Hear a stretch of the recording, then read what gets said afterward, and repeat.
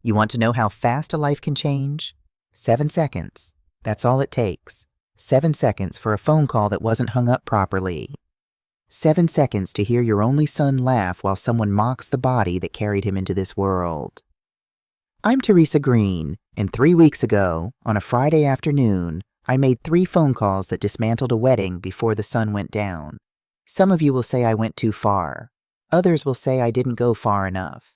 But if you've ever been made to feel like you take up too much space, if you've ever swallowed an insult to keep the peace, if you've ever watched someone you raised disappear into someone else's expectations, then you'll understand.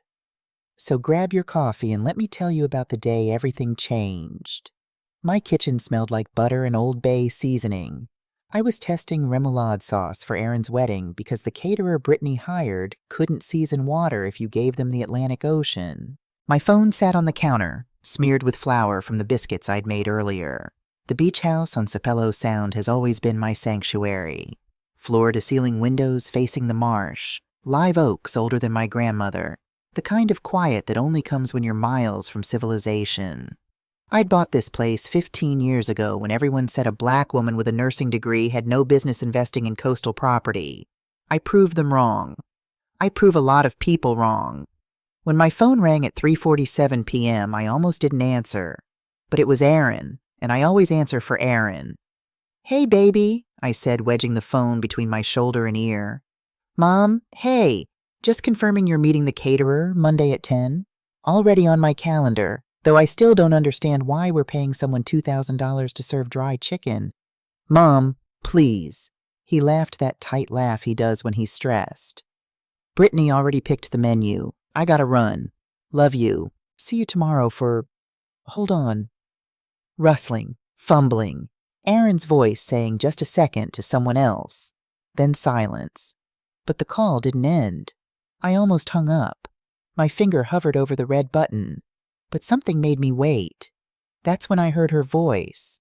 Light, musical. The kind of voice that sounds like it's smiling even when it's cutting you open. Brittany. "God, I hope she doesn't wear that red dress to the rehearsal dinner," she said. "Between her size and that color, the photos will be a disaster." My hand stopped mid-wipe on the dish towel. "Britt, come on." Aaron's voice was soft, placating, not defending. "I'm serious, babe. Your mom's sweet, but she takes up so much space. Literally. My family's already asking why we're having it at her beach house instead of the country club." The remoulade dripped off my spoon. Plop, plop, plop. "She's paying for everything," Aaron said, "which is exactly why we can't say anything. Just make sure she stays in the background for pictures. Tell her it's about lighting or whatever. Your cousin Jenna photographs better." I pressed mute, set the phone down gently. The call timer kept ticking. 4:23, 4:24, 4:25. My reflection stared back from the window.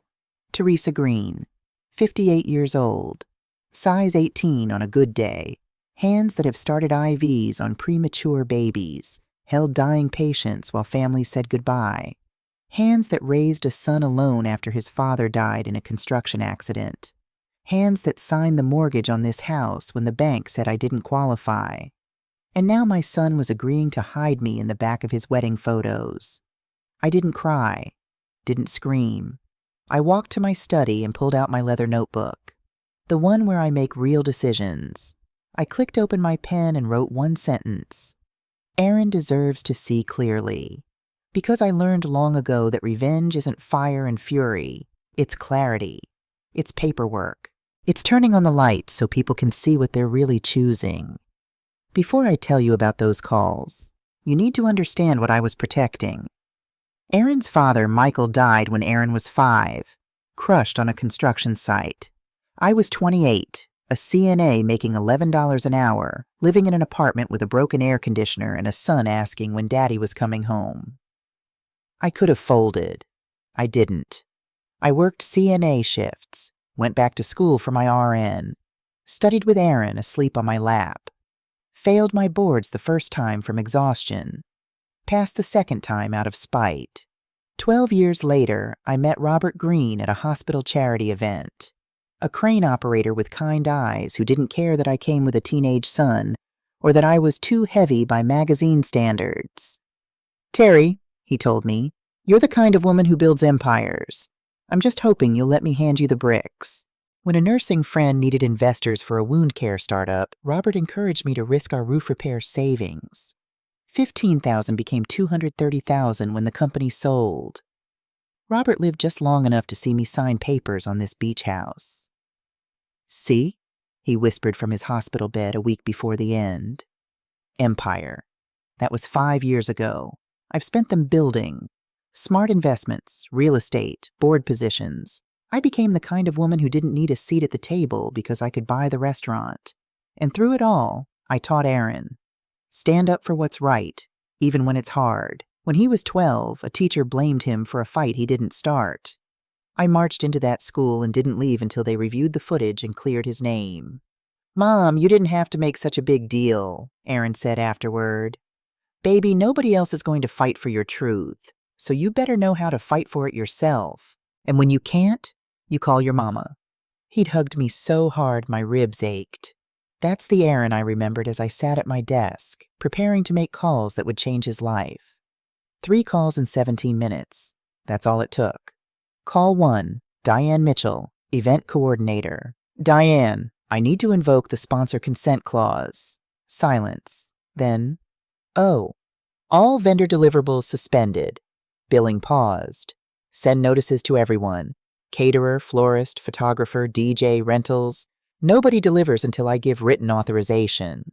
"Teresa, are you sure? The wedding's 3 weeks out." "I'm the sponsor. I'll cover penalties. But not one fork crosses my property threshold without my approval." I heard typing. "I'll have notices drafted within the hour." Call 2, James Whitmore, attorney. "James, I need 2 things. First, revoke all wedding gifts not yet delivered. Kitchen equipment, honeymoon fund, stock transfers, everything." "All of them?" "Every single one. Second, commission an independent prenuptial attorney, not through your firm, someone with no connection to me or Aaron. I'll fund it anonymously. For Aaron's marriage? Full prenup with complete financial disclosures from both parties. And James, I want a dignity clause." "A what?" "A clause prohibiting derogatory comments about physical appearance, with specific remedies if violated." Long pause. "Teresa, Aaron's a grown man. My son is about to marry someone who thinks I take up too much space. He doesn't see it yet, but he will. And when he does, I want him protected. I'll have someone commissioned by Monday." Call 3, insurance company. After navigating 6 automated menus, I finally reached a human. "I need to change my beneficiary, policy 847KL9923. After security questions. You currently have Aaron Michael Green as primary at 100%. What changes?" "Change primary to Helen Marie Williams, my sister. Aaron remains contingent at 50%, with the other 50 going to the Robert Greene Memorial Scholarship Fund. This means if something happens to you, your sister receives the full benefit, and Aaron only gets his portion if she predeceases you or disclaims." "I understand perfectly." When I hung up, my hands were shaking. I'd just removed my only child from primary position on the life insurance Robert and I set up specifically so Aaron would never worry. But security built on humiliation isn't security. It's a trap. Aaron showed up at 7:30. I'd spent 2 hours cooking, red beans and rice, cornbread, collard greens. My hands needed something besides shaking. "Smells amazing," he said, kissing my cheek. "You didn't have to cook. Sit, eat. You're too skinny." He dug into the food with single-minded focus. "About tomorrow's tasting. Brittany wants to move it to 4. Her mom wants to come." "Her mom has opinions about the menu we already finalized." "Mrs. Patterson thinks maybe beef instead of salmon, more traditional." I set down my spoon carefully. "Aaron." "Yeah?" "Are you happy?" He froze, fork halfway to his mouth. "What?" "Simple question, baby. Are you happy?" "I'm getting married in 3 weeks. Of course I'm happy." But his voice went up at the end. A question, not a statement. "You seem tense, like you're worried about getting something wrong." "It's just details. A lot of people to keep happy." When did keeping me happy become work? He set down his fork. It's not work, Mom. Then what? He rubbed his face. Brittany's family has expectations. I'm trying to balance that with what we want. What we want or what you want. Mom, please don't. I reached across and took his hand. I have one question. Be honest. When's the last time you and Brittany really laughed together? Not polite dinner party laughter. Real laughter. When's the last time she made you laugh so hard you forgot to worry? Aaron opened his mouth, closed it, tried again. We laugh. When? The clock ticked in the living room. Finally. I don't remember. There it was. The crack. Okay, I said softly. Okay, what? That's all I needed to know. I stood clearing dishes. Finish eating. Want peach cobbler? Mom, what are you going to do? I looked at my boy, the man I'd raised to stand up for himself, to question what didn't feel right, to trust his truth. The man who'd forgotten how. I'm going to be your mother, that's all. He didn't look reassured. After he left with Tupperware containers, I called Helen. This better be good. I'm mid-Netflix binge. Aaron doesn't remember the last time Brittany made him laugh. Silence. Oh. Yeah. What are you going to do? Already did it. Made the calls. Weddings paused. Does he know? Not yet. He will Monday when vendors start calling. He's going to be mad. He's in too deep to see the shore, Helen. I have to be the lighthouse. And if he hates you? I'd asked myself that for hours. The answer kept coming back the same. Then he hates me. But at least he'll be free to choose, instead of being trapped in a marriage that erases him piece by piece. You sure? No, but I'm sure about him. Right now, that's enough. I stood on the porch listening to night sounds. Crickets, bullfrogs, wind through live oaks. Tomorrow, Brittany would start getting calls. The day after, the real work would begin. But tonight, I just let the Georgia night wrap around me. Some battles you see coming. Others sneak up through a phone call that wasn't hung up. Either way, you fight. Not because you want to, because nobody else will. Stay with me, because Aaron's Monday morning is about to get very complicated. And Brittany, she's about to learn that you don't underestimate a mother's love. Or her lawyer.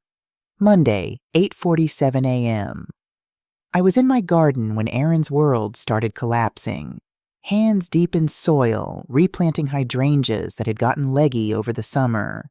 There's something honest about dirt. It doesn't lie, doesn't perform, doesn't pretend to be anything other than what it is. My phone sat on the porch railing, silent. I turned off the ringer. Whatever was about to happen, I needed to let it happen without interference. The first call came at 8:52, then 8:56, then 9:03, 9:07, 9:12. By 9:30, my phone looked like a slot machine lighting up with notifications. I didn't check them, just kept working the soil, feeling the earth pack under my fingernails. Robert used to say I gardened like I was trying to grow miracles. Maybe I was. At 9:47, Aaron's name flashed across the screen. I let it ring 3 times before answering, wiped my hands on my jeans, took a breath. Good morning, baby. What did you do? His voice was tight, barely controlled. Mom, what the hell did you do? I sat down on the porch steps, watched a heron pick its way through the marsh grass. I exercised my rights as financial sponsor of your wedding. The caterer just called, said all services are suspended. The florist, the photographer, Mom, they're all backing out. Not backing out. Paused. There's a difference. Paused? His voice cracked. The wedding is 3 weeks away. You can't just... Brittany is losing her mind. Perhaps she should have thought about that before discussing how much space I take up. Silence. The kind that feels like falling. You heard that? Every word, Aaron. You didn't defend me. You agreed to hide me in the background like I'm something to be ashamed of. Mom, it wasn't... She didn't mean it like... How did she mean it then? Explain to me how there's a good way to call someone a photographic liability because of their body. More silence. I could hear him breathing. Could picture him pacing his downtown office, tie already loosened though the day had barely started. "Come to the beach house tonight," I said, my voice softer now. 6 o'clock. Come alone or the pause becomes permanent. "Mom, 6 o'clock, Aaron. We need to talk. Really talk." I hung up before he could argue. He arrived at 6:17, 17 minutes late. I didn't comment on it. Just handed him a glass of sweet tea and gestured to the porch chairs. For a long moment, we sat in silence. The kind of silence that exists between people who've run out of small talk and are facing something too big to dress up with pleasantries. "I brought documents," I finally said, pulling a manila folder from beside my chair. "Your vendor contracts, the gift list, and this." I slid a paper across to him. "Insurance beneficiary change confirmation." He read it. His face went white, then red, then something beyond color. "You took me off your life insurance? Changed you to contingent. There's a difference." "Mom, that policy, Dad and you set that up. Robert and I set it up for a man we were raising to stand up for himself, to recognize wrong when he saw it, to protect the people he loved." I met his eyes. "When did you stop being that man? That's not fair. What's not fair is you laughing while your fiancé mocked my body. What's not fair is you agreeing to hide your own mother because she doesn't photograph well enough for country club standards." Aaron stood up, paced to the porch railing. His shoulders were rigid. "You don't understand the pressure. Brittany's family, they have expectations. And what about your family? What about me? You're being dramatic." The word hit like a slap. I stood slowly. "Aaron Michael Green, look at me." He turned. There were tears in his eyes. "Your stepfather used to call me dramatic when I objected to his verbal abuse. He'd say I was oversensitive when he made comments about my weight, my intelligence, my worth. And I stayed 2 years too long because I thought I was the problem." I moved closer. "I will not watch you make the same mistake. Brittany isn't like him." "No? Then explain this." I pulled out another document. "This is a preliminary report from an independent prenuptial attorney I commissioned. Your fiancée already had a prenup drafted, Aaron, 3 months ago, before she ever mentioned wanting one to you." His hand shook as he took the paper. I watched him read, watched the color drain from his face again. "This can't be right. This prenup, it's completely one-sided. All the assets go to her if we divorce within 5 years. And this clause about family embarrassment allows her to dissolve the marriage with full asset distribution if your family causes social difficulties. That means me, Aaron. I'm the embarrassment clause." He sank into the chair like his legs had given out. "She was planning an exit strategy," he whispered. "Before we even—" "She was planning to leave." I knelt in front of him, took his hands. They were ice cold. "Baby, I'm not doing this to hurt you. I'm doing this because someone has to turn on the lights. And right now you're too close to see clearly. What if you're wrong? What if there's an explanation? Then she'll explain. But Aaron, when someone shows you who they are, believe them. Your fiancé thinks I'm an embarrassment. She drafted a prenup designed to profit from divorce. She wanted you to hide your own mother." I squeezed his hands. "Those aren't mistakes. Those are choices." He pulled away, stood up, walked to the edge of the porch. The sun was setting, painting everything gold and red. "I need to talk to her," he said finally. "Okay?" "Alone." "Okay." He turned back to me. "If you're wrong about this, Mom, if I'm wrong, I'll apologize. I'll reinstate everything. I'll bake the wedding cake myself if that's what it takes." I met his eyes. "But I'm not wrong." Aaron didn't call that night, or Tuesday. By Wednesday afternoon, I was starting to wonder if I'd pushed too hard, too fast. Then my phone rang. Aaron's college roommate, Noah Campbell. "Mrs. Green? It's Noah. I need to tell you something." "Noah, honey, what's wrong?" "It's about Brittany. I should have said something months ago, but she told Aaron I was just jealous and he believed her, and I didn't want to lose my best friend over—" He was talking fast, words tumbling over each other. "Slow down. Tell me what happened." "At the engagement party, Brittany cornered me in the kitchen, tried to kiss me. When I pushed her away, she laughed and said, "Don't worry. This marriage is just a stepping stone anyway. Aaron's sweet, but he's not exactly ambitious enough for my 5-year plan." My hand tightened on the phone. "Did you tell Aaron?" "I tried. She got to him first, said I was drunk and inappropriate, that I'd made advances on her. He believed her version." Noah's voice cracked. "Mrs. Green, I've known Aaron since freshman year. I was his best man because we're brothers, and I let him think I was the problem because I didn't know how to prove I wasn't. You're telling me now. That's what matters. Is he okay? He's been texting me weird stuff, asking about our freshman year, about promises we made, about standing up for truth even when it's hard. I think he's remembering something." "He's remembering who he is," I said softly. "Thank you for calling, Noah." After we hung up, I sat very still. Pieces were falling into place. Not just about Brittany, about Aaron, about how systematically she'd isolated him from anyone who might ask questions. My phone buzzed with a text from Aaron. "Can you meet me and Brittany tomorrow? Neutral ground. She wants to clear the air." I typed back, "Where? Harborside Restaurant. 7 p.m. Please, Mom." I stared at that please for a long time. Then typed, "I'll be there."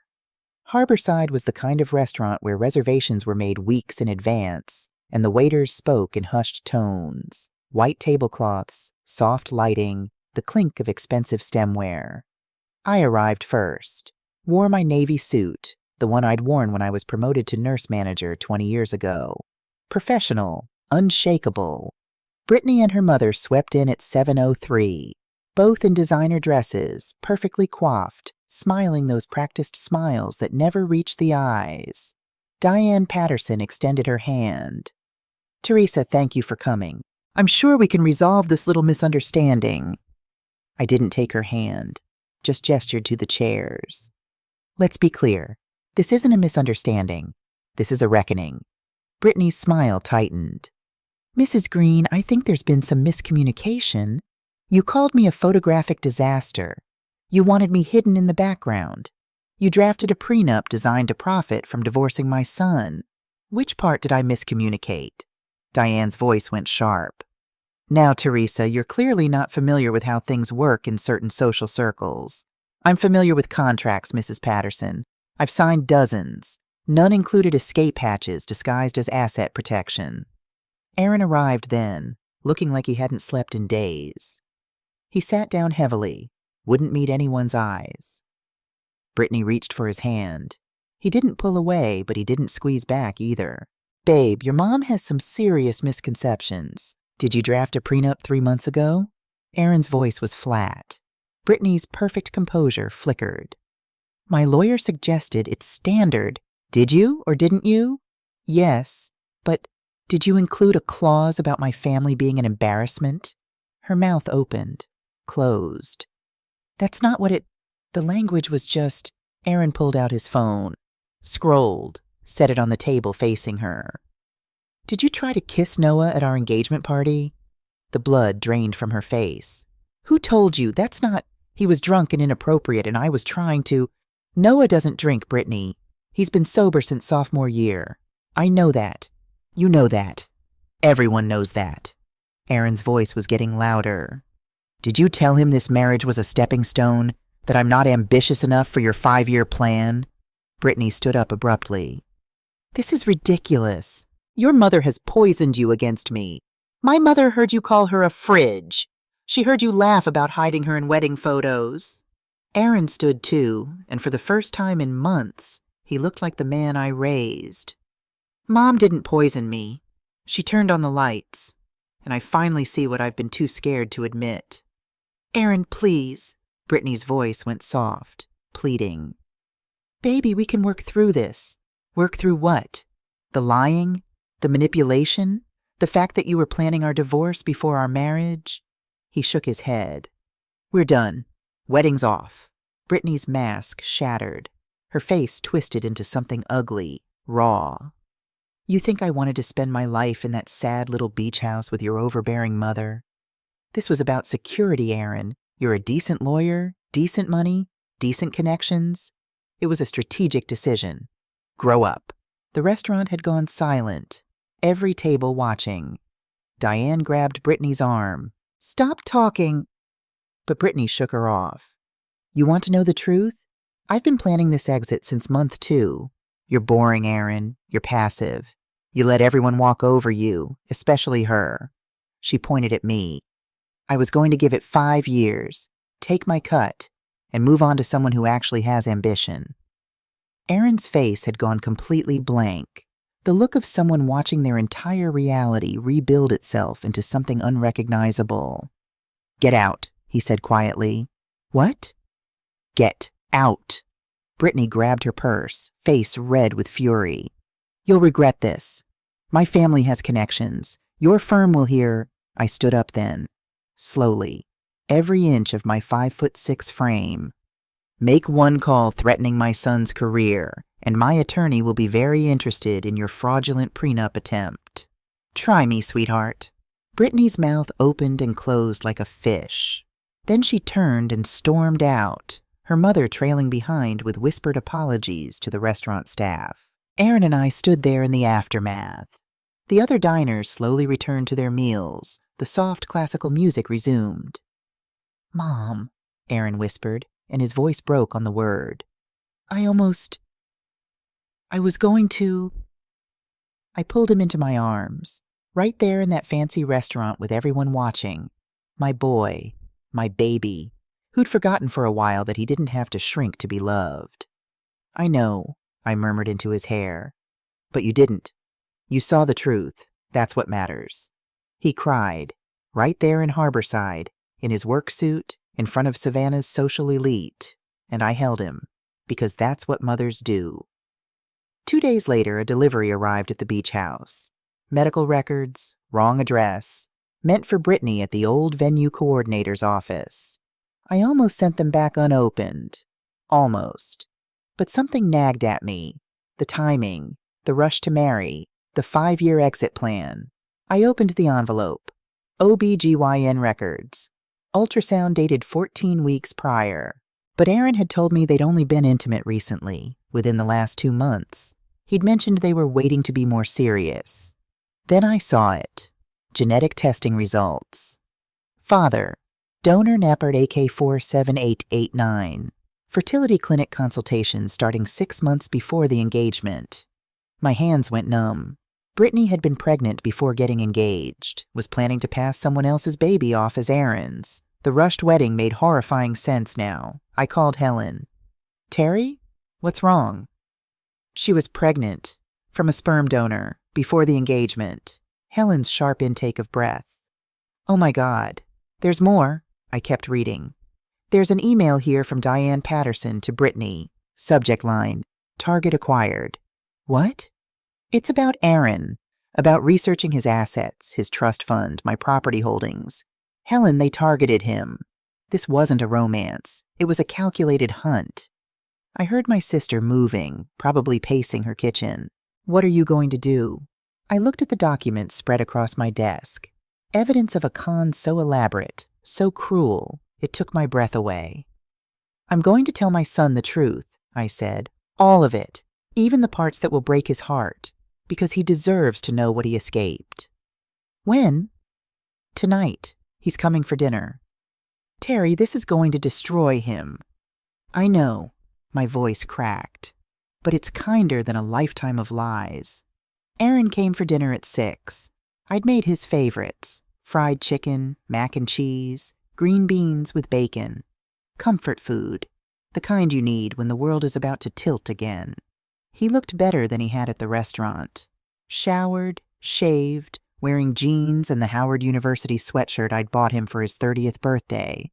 But his eyes were still haunted. Mom, I've been thinking. Eat first, I said, setting a plate in front of him. We'll talk after. He ate mechanically, the way people do when food is fuel, not pleasure. I watched him, memorizing his face. In an hour, he'd know the full truth, and I didn't know what that truth would do to him.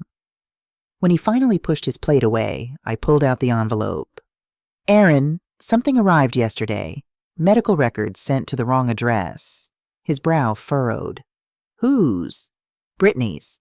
I watched him process that. Mom, we shouldn't. That's private. I know, and I almost sent them back unopened. But something told me you needed to see them. I slid the envelope across. I'm sorry, baby. I'm so sorry. His hands shook as he pulled out the papers. I watched his eyes scan the first page. The ultrasound report.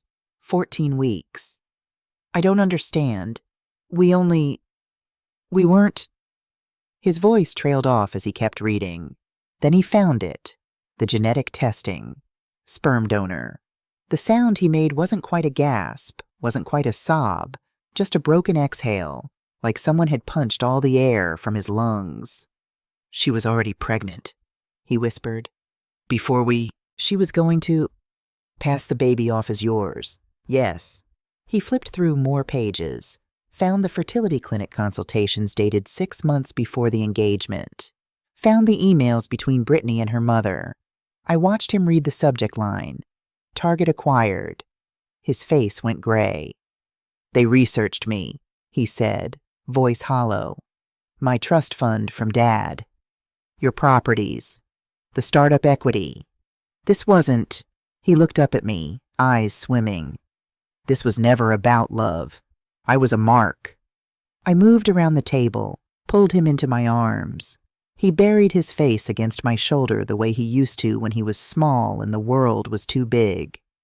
How did I not see it? He choked out. How did I miss all the signs? Because you were raised to see the best in people. Because you were taught that love means trust. Because your stepfather made you so afraid of being controlling that you swung too far the other way. I stroked his hair. None of this is your fault, baby. None of it. I almost married her. I almost raised someone else's child thinking it was mine. His whole body shook. I held him tighter. But you didn't. That's what matters. We sat like that for a long time, the kitchen growing dark around us, the only sound his ragged breathing and the distant call of night birds in the marsh. The meeting happened in James Whitmore's conference room. Aaron on one side, Brittany and her attorney on the other. I wasn't present. Aaron needed to do this himself, but he told me everything afterward. He'd come prepared. Phone records showing the calls between Brittany and Diane discussing his asset portfolio, the fraudulent prenup, the medical records proving paternity deception, Noah's written statement about the engagement party incident. You have 2 options, Aaron had said, his voice steady in a way that made me proud. Disappear quietly, or I file charges for fraud and conspiracy. Brittany's lawyer tried to bluster, talked about invasion of privacy, about misunderstandings, about how medical records obtained without consent weren't admissible. Then Aaron slid forward his trump card. Text messages between Brittany and her mother, recovered from the cloud backup Brittany didn't know synced to the iPad she'd left at his apartment. Target acquired. He's soft, easy to manage. Mother's the obstacle, but money talks. Baby's due in December. Wedding needs to happen before I show. He'll never question paternity if we move fast. Once we're married and I have access to the trust, I can start fresh if it doesn't work out. 5 years max. Brittany had gone white. Diane had actually gasped. Sign the NDA, Aaron had said quietly. Forfeit all gifts. Leave Savannah, or every one of these messages gets filed with the Georgia Bar, the police, and every social media platform I can find. She'd signed. 30 minutes later, Brittany Patterson was legally obligated to silence and geographically gone. When Aaron told me about it that evening, sitting on my porch with bourbon neither of us was really drinking, I asked the question that mattered. How do you feel? He was quiet for a long time. Empty, he finally said. Like someone scooped out everything I thought I knew about love and left a hole. That hole will fill again. Different, but it'll fill. What if I can't trust myself anymore? What if I can't tell the difference between real and fake? I took his hand. Then you practice. You start small. You trust people who've earned it over years, not months. And you remember that being fooled doesn't make you a fool. It makes you human. The weeks that followed were quiet. Aaron took leave from his firm, said he needed time to reassess. He stayed at the beach house, sleeping in his old room with the basketball trophies still on the shelf and the glow-in-the-dark stars on the ceiling. Some mornings I'd find him on the porch at dawn, just staring at the water. Other days he'd work alongside me in the garden, hands in the soil, not talking, just being. Helen came by on Thursdays with casseroles and bad reality TV. Noah drove down on weekends, and I'd leave them alone to fish off the dock and have the conversations men have when they're rebuilding trust. Slowly, painfully, Aaron started coming back to himself. One afternoon, 3 months after the canceled wedding, he found me in my study working on paperwork for the wound care clinic expansion. "Mom, I got a job offer." I looked up. "Yeah?" "Atlanta, good firm, corporate law, but more ethical focus. They do pro bono work for domestic violence survivors." He paused. "It's a fresh start." My heart squeezed. "That sounds good, baby." "And I got another offer. Board position with your startup. You're expanding into elder care, and they want someone with legal expertise." "That's also good." He sat down across from me, the way he used to when he was little and needed help with homework. "I don't know which to choose. Part of me wants to run, get away from Savannah, from the memories, from everywhere we were supposed to be together. But part of me," he looked around the study, "part of me thinks running is what got me in trouble in the first place. Running from who I was. Running from the hard conversations. What does your gut tell you?" "To stay. But I don't know if that's healing or hiding." I set down my pen, gave him my full attention. "Aaron, remember when you were 16 and that college recruiter came looking at you for basketball?" "Duke, yeah." "You were terrified. Told me you weren't good enough, that you'd embarrass yourself, and I told you, fear of failure and actual failure are two different things." He smiled slightly. "I remember. So which is this, fear or wisdom?" He was quiet, fingers drumming on the chair arm the way they did when he was thinking hard. "I'm afraid," he admitted. "Afraid I'll make the same mistakes. Afraid I'll let someone manipulate me again. Afraid I'll disappoint you." Aaron Michael Green. I stood up, moved around the desk, knelt in front of him the way I had when he was small. "Look at me. You could never disappoint me. You recognized the truth when it mattered. You walked away from a wedding 3 weeks out because you finally saw clearly. That's not weakness. That's strength." His eyes filled. "I should have seen it sooner." "Maybe, but you saw it in time. That's what counts." I took both his hands. "You want to know what I think?" "Always." "I think you should stay. Not because I want you close, though I do, but because running from shame never works. You face it, you learn from it, you build something stronger on top of it." I squeezed his hands. "Your stepfather taught you that needing people makes you weak. Brittany exploited that wound, but baby, needing people doesn't make you weak. It makes you human." A tear slid down his cheek. "What if I fail again?" "Then you fail, and you get back up. And you remember that the only real failure is not trying." I cupped his face. "Stay. Build something here. Not because you're running from Atlanta, but because you're running toward purpose." He closed his eyes, leaned into my hand like he used to when he had fevers and I'd check his temperature. "Okay," he whispered. "Okay, I'll stay." Aaron took the board position, started working 3 days a week at the clinic. 2 days doing pro bono legal work for survivors of financial abuse. That last part surprised me. "There's no resources for men," he explained one evening over dinner. "Everyone assumes financial abuse is something that happens to women, but it happens to us too. We just don't talk about it." Within 2 months, he'd started a support group.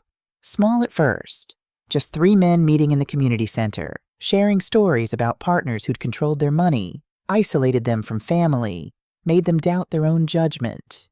By month 4, there were 12 men. By month 6, 20. I went to observe one meeting, sat in the back while Aaron facilitated.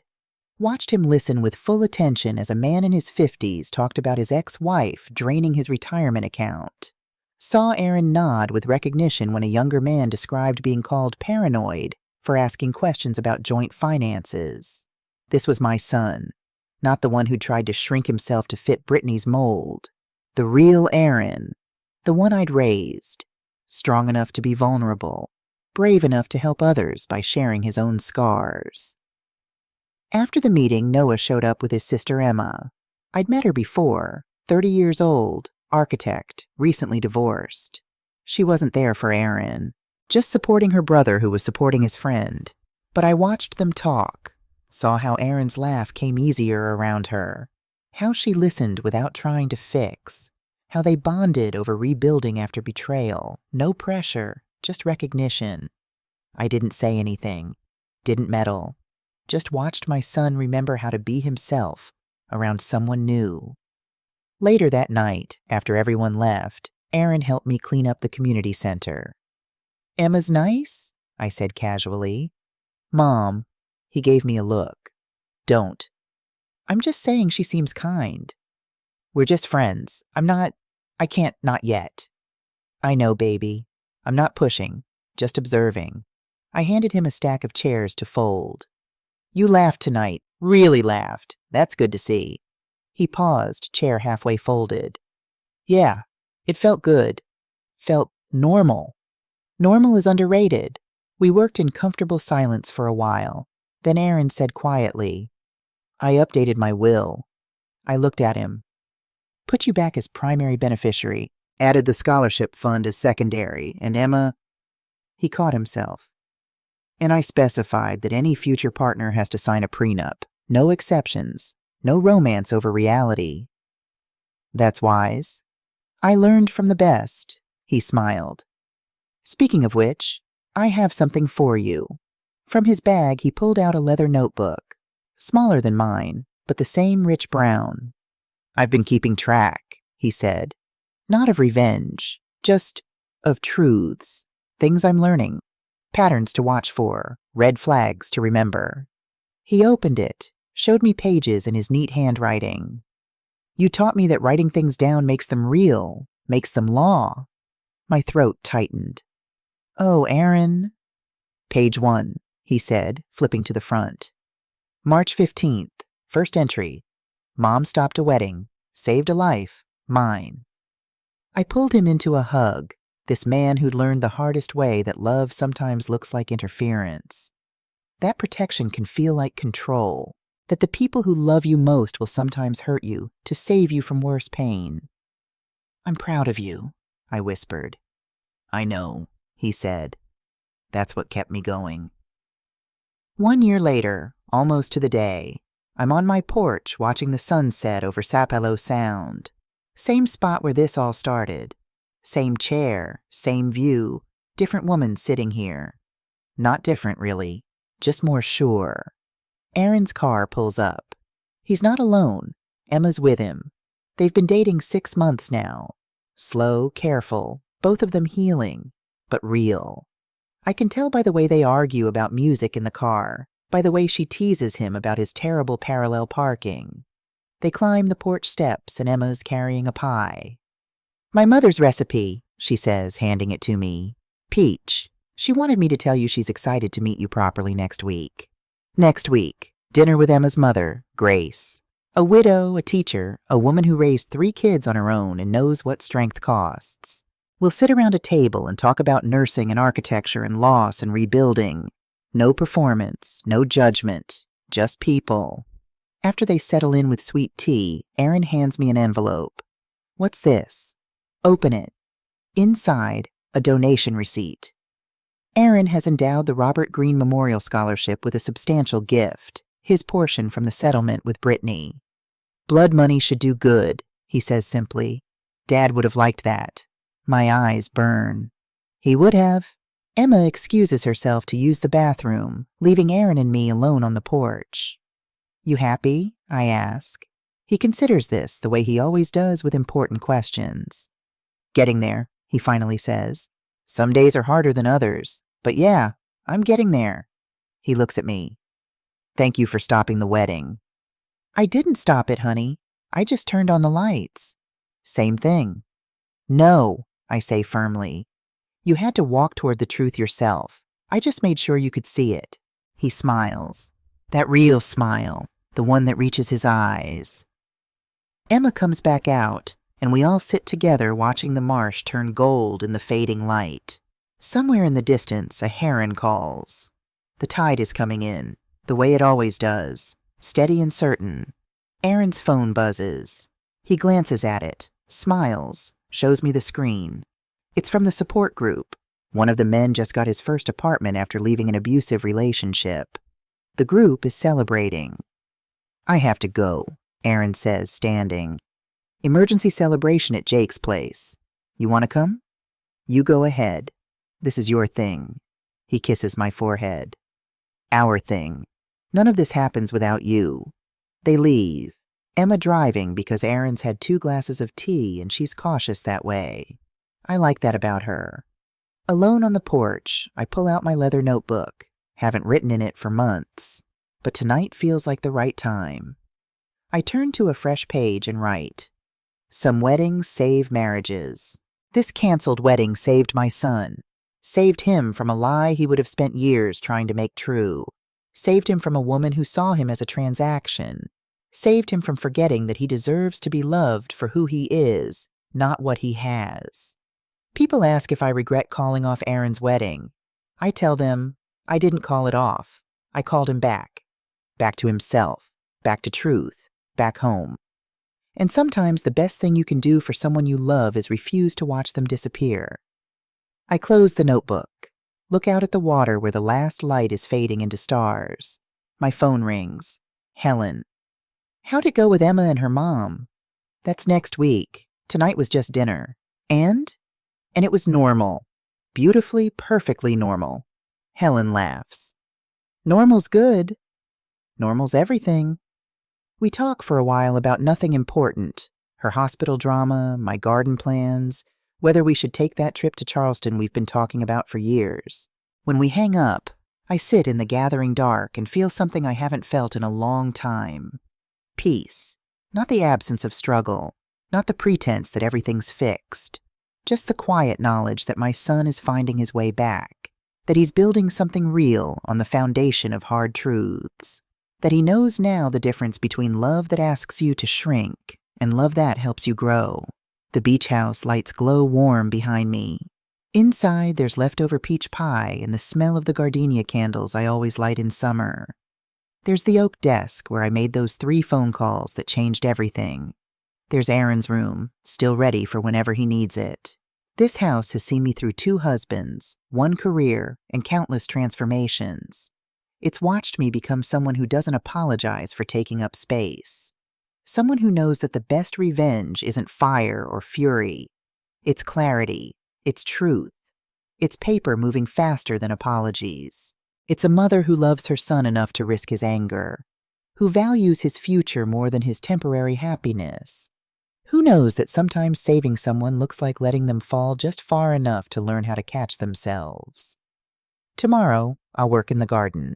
Maybe call that contractor about expanding the porch. Definitely review the clinic's Q3 projections. But tonight I just sit here in my chair, in my house, on my land, watching the Georgia night settle over the marsh like a blessing. And I know, bone deep and certain, I did the right thing. Not the easy thing, not the comfortable thing, not the thing that kept the peace. The right thing. And my son, my beautiful, healing, growing son, is proof.